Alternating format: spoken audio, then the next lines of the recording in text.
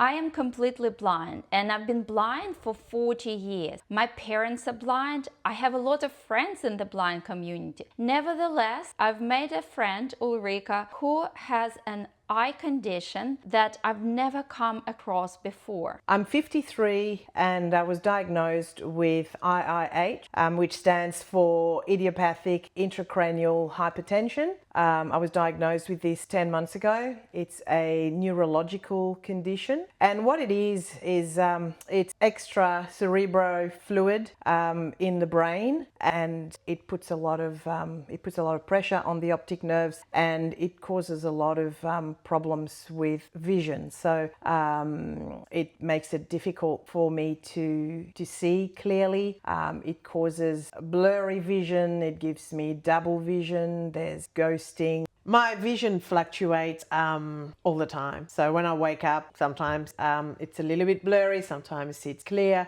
I don't know what to expect. And then I look outside and it can be very blurry. Sometimes it's a little bit blurry. And it really ranges from very clear to very blurry. And I actually call it cotton blurry. It's probably something that I've made up, but it's really, really blurry. Today, for example, I went somewhere and I was inside the car. I was sitting inside the car and I was looking at a sign, and I was actually quite impressed that I was able to read. I stepped out of the car and all of a sudden everything was blurry. I couldn't read a single word on the same sign. Of the same sign. Wow. It was completely blurry and I couldn't work out a single word that was on that sign. So literally in the matter of like 1 minute, your vision. How does this condition impact your daily life? I stopped driving a couple of months ago. It affects me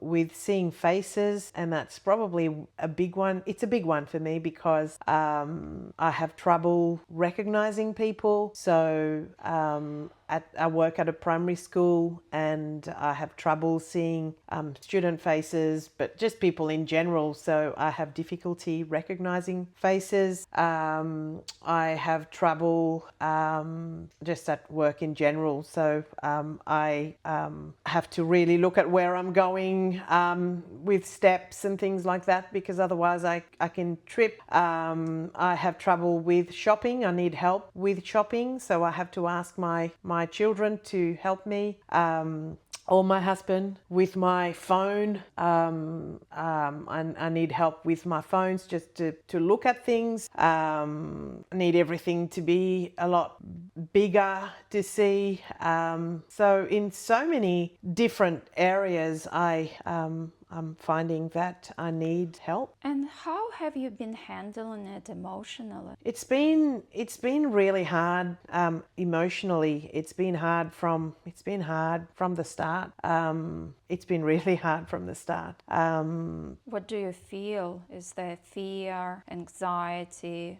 It started off with fear of what's to come, what's going to happen. That was at the very start. I think that I've gone through the stages of grief without realizing that I was going through the stages of grief. I was very angry for a while. I was very angry with what was happening, because I was angry with the world. I was angry with everybody. I was angry with my family. I was angry with myself when I couldn't do things. So I guess, what is the prognosis? That would be my next question. Well, there's no cure, but it is treatable.